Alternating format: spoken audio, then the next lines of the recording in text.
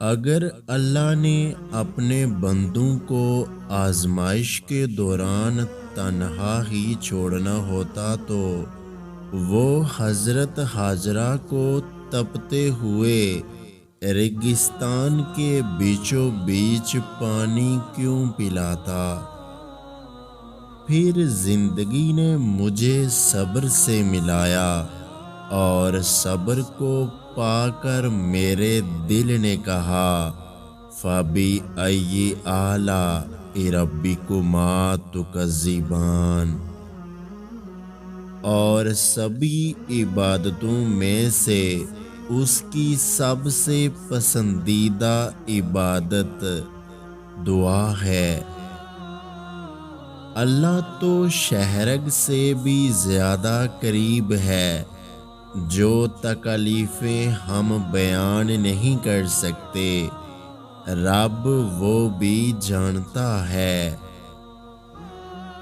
جن ہاتھوں کو تم نے دعاؤں میں اٹھا رکھا ہے، ان ہاتھوں میں ایک دن وہ سب ہوگا جن کے لیے تم اللہ کے سامنے گڑ گڑا رہے ہو۔ اگر دل نہیں بدل رہا تو ممکن ہے اللہ تمہارے نصیب بدلنے کے لیے مان گیا ہوگا۔ نماز اگر عبادت بن جائے تو کامیابی مقدر بن جاتی ہے۔ کسی کا دل اتنا نہ دکھاؤ کہ وہ اللہ کے سامنے تمہارا نام لے کر رو پڑے، کیونکہ ٹوٹے ہوئے دل سے نکلی ہوئی آہ عرش تک جاتی ہے۔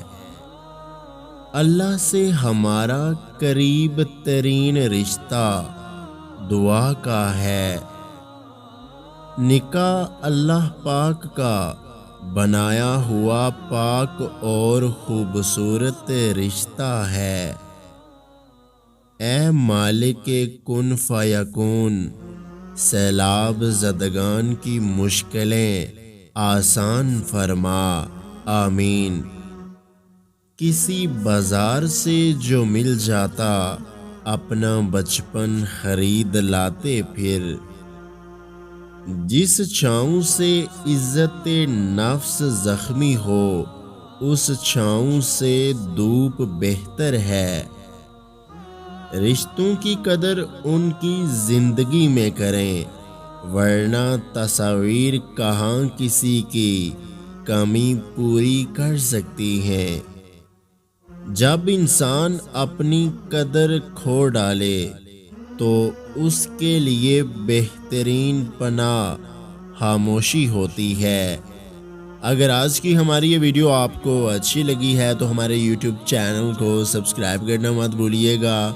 اپنا بہت سارا خیال رکھیں، مجھے دعاؤں میں یاد رکھیں۔ اللہ حافظ۔